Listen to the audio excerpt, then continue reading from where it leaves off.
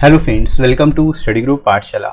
मैं उल्लास और आज की क्लास में हम लोग डिस्कस करेंगे एक इम्पॉर्टेंट ऐसे को, और ये ऐसे होगा, ये निबंध होगा फार्म बिल 2020 पर। ठीक है, आप सभी के लिए काफ़ी ज़्यादा इंपॉर्टेंट टॉपिक होगा ये, आप सभी जरूर तैयार करिए एसएससी, सीजीएल, सीएचएसएल, एमटीएस और अदर बैंक से रिलेटेड एग्जाम्स के लिए। और इसकी कंप्लीट प्लेलिस्ट को देख लीजिएगा, उसमें आपको सारे जितने भी इंपॉर्टेंट निबंध हैं वो सब मिल जाएंगे। साथ ही प्लेलिस्ट आप ऐसे की भी, लेटर की भी देख सकते हैं, जितने इंपॉर्टेंट पत्र हैं वो भी आपको डिस्क्रिप्शन में लिंक मिल जाएगा, वहाँ से जाके आप उनको देख सकते हो, प्रिपेयर कर सकते हो। इसके साथ ही साथ आप इन बुक्स को ले सकते हो जो हिंदी इंग्लिश दोनों में आपको मिल जाएंगी। 70+ टॉपिक्स जो हैं यहाँ से हम लोग कवर किए हुए हैं। इसमें जितने रीसेंट टॉपिक्स है वो भी इंक्लूडेड है, साथ ही साथ जो ट्रेडिशनल टॉपिक्स है वो भी इसमें इंक्लूडेड है। तो इन टॉपिक्स को अगर आप तैयार कर लेते हो तो आपके पास सफिशिएंट कंटेंट होगा, और फिर कुछ भी टॉपिक पूछ लिया जाए, जितना टफ से टफ क्वेश्चन आ जाए, टफ से टफ वो चीज़ पूछ ली जाए तो भी आप आसानी से कर लोगे, राइट। और स्पेशलिटी इन बुक्स की है कि आपको विद इन वर्ड लिमिट सारे के सारे टॉपिक्स मिलते हैं, लेटेस्ट पैटर्न पर बेस्ड मिलेंगे, और 70+ टॉपिक्स यहाँ से आप कवर कर सकते हो। ठीक है, और ऐसे लेटर दोनों ही सिंगल बुक में मिल जाएंगे, तो अलग से 2 बुक लेने की जरूरत नहीं पड़ेगी। लोएस्ट कॉस्ट में बुक आपको एडिशनली मिल जाएगी, राइट। एडिशनल 30% आपको डिस्काउंट भी मिल जाएगा। तो डिस्क्रिप्शन में लिंक दोस्तों दिया गया है, वहाँ से जाके आप अपनी एग्जाम के हिसाब से इसको परचेज कर सकते हो, SSC, CGL, CHSL, SSC, GST या फिर आईबीपीएस, पीओ के लिए या बैंक एग्जाम्स के। तो चलिए शुरुआत करते हैं दोस्तों क्लास की। कैसे इस टॉपिक को एक्सप्लेन करना है ये देख लेते हैं, बेटर तरीके से कैसे आप इसको लिख सकते हो। ठीक है, तो फार्म बिल सितंबर 2020 में संसद द्वारा पारित 3 कृषि बिलों का एक संग्रह है। ठीक है, यहाँ पर आप बता सकते हो जो फार्म बिल हैं इसमें 3 कृषि से संबंधित बिल हैं।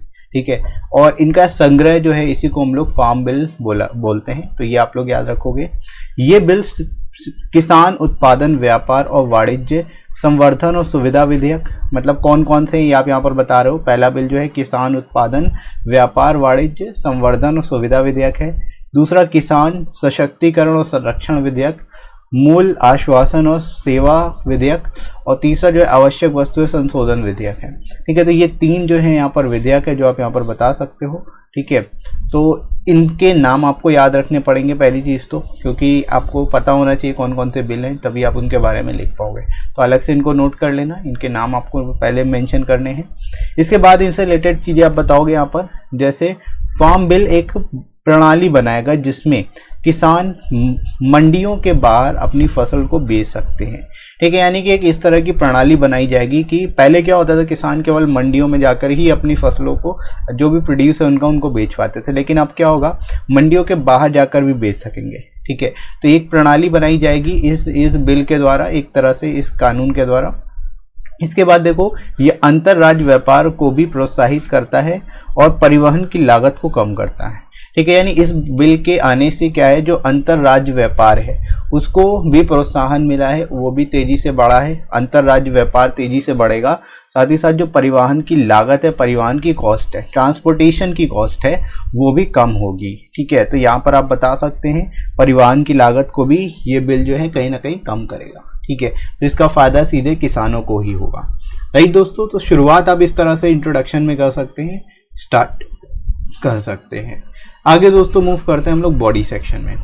यह विधेयक एक ऐसा ढांचा तैयार करता है जो एक तंत्र बनाएगा जहां किसान कृषि उपज की बिक्री और खरीद को अपनी पसंद से कर सकेंगे। इससे बाधा मुक्त अंतरराज्य व्यापार को भी बढ़ावा मिलेगा।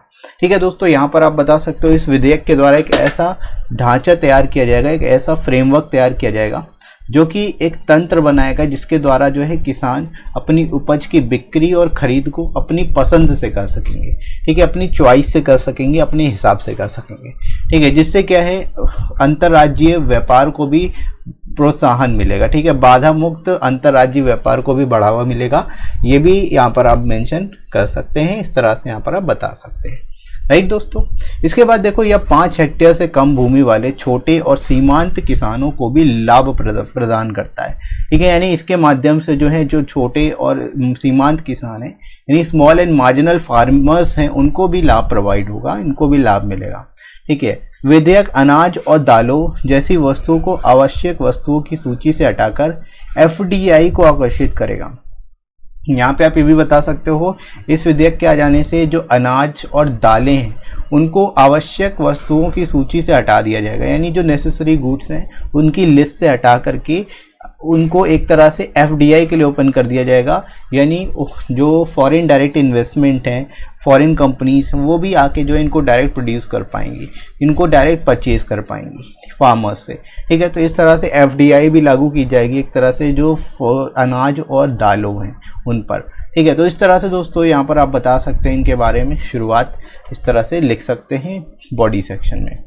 आगे दोस्तों मूव करते हैं, और भी चीज़ें इससे रिलेटेड आप यहाँ पर बता दोगे। जैसे इस बिल को किसानों और विपक्षी दलों के कड़े विरोध का सामना करना पड़ा है, ठीक है दोस्तों। अब यहाँ पर आप बता सकते हो भी शुरुआत जब आप करोगे इस टॉपिक की तो सबसे पहले इसके प्लस पॉइंट ही बताने, शुरुआत आप नेगेटिव पॉइंट से कभी मत करना, ठीक है, क्योंकि उसका नेगेटिव इम्पैक्ट पड़ेगा एग्जामिनर पर। तो शुरुआत जब भी आप करोगे टॉपिक की तो आपको उसके पहले पॉजिटिव इम्पैक्ट बताने कि उसका लाभ क्या हो रहा है, लाभ बताने के बाद आपको उसकी हानियाँ बताना है, ठीक है। उससे रिलेटेड जो भी ड्रॉबैक है या आपको लगता है कि ये चीज़ें जो हैं एक तरह से चैलेंजेस रहेंगे, तो वो सारी चुनौतियाँ और जो चैलेंजेस हैं, जो उसके ड्रॉबैक है, वो आप आगे बताओगे, शुरुआत में कभी नहीं बताओगे, इंट्रोडक्शन में तो खासकर कभी नहीं बताना, ठीक है। तो ये चीज़ याद रखनी है, राइट। तो अब आप यहाँ पर बता सकते हो इस बिल का जो है किसानों द्वारा और विपक्षी दलों द्वारा जो है विरोध किया जा रहा है, ठीक है।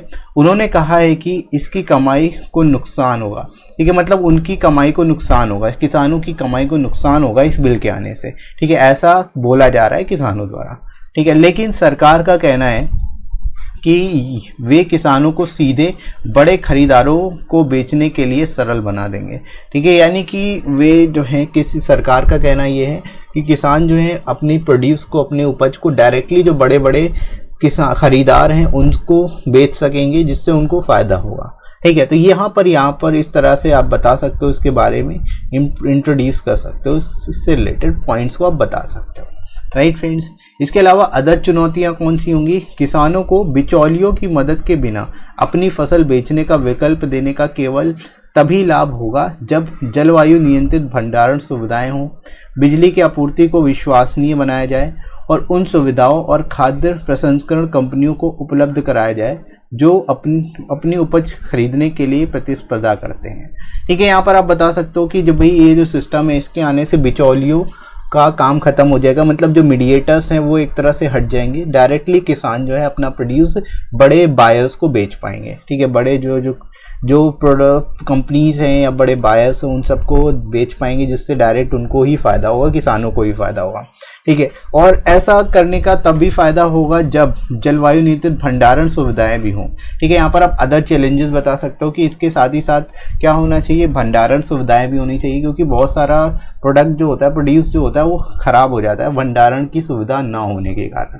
ठीक है। तो ये भी आप यहाँ पर बता सकते हो। साथ ही साथ बिजली की आपूर्ति होनी चाहिए, ठीक है, और उन सभी सुविधाएं खाद्य प्रसंस्करण कंपनियों को उपलब्ध कराई जानी चाहिए जिससे कि उनमें प्रतिस्पर्धा बढ़े, ठीक है, उनके अंदर कंपटीशन बढ़े, जिससे कि उपज को खरीदने के लिए वो ज़्यादा दाम दे सके या किसानों को फ़ायदा तभी हो सके, ठीक है। तो ये सारी कंडीशन आप यहाँ पर बता सकते हैं, और क्या क्या चैलेंजेस रहेंगे ये भी आपने यहाँ पर बता दिया, ठीक है। तो क्या क्या मतलब ड्रॉबैक्स है इसको लेकर के, लोगों में इसका विरोध हो रहा है, वो किस लिए हो रहा है, ये सारी चीज़ें आप यहाँ पर बता सकते हो, राइट दोस्तों। तो शुरुआत इस तरह से आप इसको एंड करोगे। इसके बाद हम लोग मूव करते हैं कंक्लूजन की ओर। कंक्लूजन में आप यहाँ पर सजेशन दे सकते हो कि वे फॉरवर्ड क्या इसको लेकर के आगे क्या किया जा सकता है। जैसे कि सरकार ने 2022 तक किसानों की दुगनी आय का वादा किया है, और यह बिल जो है सरकारी नियंत्रित बाजारों से नियंत्रित कर देगा और उन्हें उनकी उपज को बेहतर मूल्य दिलाएगा, ठीक है। यहाँ पर आप बता सकते हो कि सरकार ने 2022 तक किसानों की आय को दुगना करने का वादा पहले से कर रखा है। इसी को देखते हुए जो बिल है ये सरकारी नियंत्रण से जो है बाजारों को स्वतंत्र कर देगा, यानी किसान जो होंगे पूरी तरह से स्वतंत्र होंगे और अपना जो उपज है उसको अपने हिसाब से बेच सकेंगे, अपने हिसाब से मूल्य उनको मिल पाएगा, ठीक है। मतलब सरकार जो है एक तरह से जो मूल्य है वो यहाँ पर उस पूरी तरह से डिफाइन नहीं करेगी, यहाँ पर किसान जो है अपने हिसाब से ही मूल्य का निर्धारण कर सकेंगे, राइट दोस्तों। तो ये आप यहाँ पर बता सकते हैं। इसके बाद देखिए लास्ट पैरा में हम लोग मूव करते हैं। किसानों की बेहतरी सुनिश्चित करने के लिए ऐसे बिल का पास करने से पहले किसानों और राज्यों की राय लेना भी सरकार की जिम्मेदारी होनी चाहिए। अब आप यहाँ पर सजेशन दे सकते हो कि इस तरह के जो बिल पास होते हैं तो उससे पहले एक बार जो है सर्वे करा लेना चाहिए गवर्नमेंट को, या फिर राय ले लेनी चाहिए राज्यों की और किसानों की, ठीक है, ताकि ये सरकार की जिम्मेदारी होनी चाहिए बेसिकली कि उनको जो किसानों से रिलेटेड बिल अगर लेके आ रहे हैं तो उनकी बात भी समझनी चाहिए, ठीक है, ताकि जिससे क्या होगा, जिससे इन विधेयक की खामियों को ख़त्म किया जा सके, ठीक है, जो इनकी खामियां हैं, इस विधेयक की खामियां हैं, ड्रॉबैक्स, उनको ख़त्म किया जा सके और किसानों को उनकी उपज का बेहतर दाम मिल सके, ठीक है, यानी जो भी उनका प्रोड्यूस है उसका बेहतर दाम उनको मिल पाए, जिससे प्रतिस्पर्धा बढ़ेगी और निजी निवेश के साथ ही कृषि क्षेत्र में विकास होगा और रोजगार के अवसर भी बढ़ेंगे, ठीक है। यहाँ पर आप दोस्तों बता सकते हो ये सारी चीज़ें अगर होंगी, वे जो खामियां हैं ऐसे विधेयकों की उनको ख़त्म किया जाएगा तो उससे क्या होगा, उपज के लिए जो किसानों को उनकी उपज के लिए बेहतर दाम मिल पाएंगे, उनमें प्रतिस्पर्धा बढ़ेगी, कंपटीशन बढ़ेगा, निजी निवेश के साथ साथ कृषि क्षेत्र में भी विकास होगा और इससे ओवरऑल क्या होगा, जो रोजगार के अवसर हैं, जॉब क्रिएशन है, अपॉर्चुनिटी है, वो भी बढ़ेगी, राइट। तो इस तरह से दोस्तों आप इस टॉपिक को बहुत ही ज़बरदस्त बेटर तरीके से लिख सकते हो और आई होप आप सभी को समझ में आ गया होगा कैसे इस टॉपिक को लिखना है बेटर तरीके से, राइट फ्रेंड्स। तो इसी तरह से आप बाकी के टॉपिक्स को भी अच्छे से तैयार करिए और ये वीडियो कैसा लगा कमेंट करके ज़रूर बताइएगा। इसके साथ ही साथ आप टेलीग्राम पर मुझे फॉलो कर लेना। टेलीग्राम पर जस्ट आपको सर्च करना है स्टडी गुरु पाठशाला, सर्च कर लीजिएगा और यहाँ से आपको सारी इंपॉर्टेंट PDF मिल जाएंगी और क्लासेस की नोटिफिकेशन आपको यहाँ पर मिल जाएंगी, ठीक है। तो कोई भी क्लास आपकी मिस नहीं होगी। साथ ही साथ आप स्पेशल क्लासेस जाके वॉच कर सकते हो अनअकैडमी पर फ्री में, कोई आपको इसके लिए पे नहीं करना होता, फ्री क्लासेस है, इनकी नोटिफिकेशन भी आपको इस पे ही टेलीग्राम पर मिल जाएगी।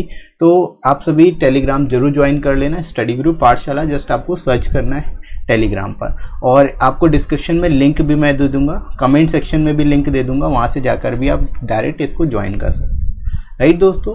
तो अभी के लिए दोस्तों इतना ही, और कोई टॉपिक अगर आप सजेस्ट करना चाहते हो तो सजेस्ट कर सकते हो, मैं उस पर भी आपको वीडियोस प्रोवाइड कर दूंगा, राइट। तो अभी के लिए इतना ही, नेक्स्ट मिलते हैं दोस्तों अगली क्लास में। Thanks for watching.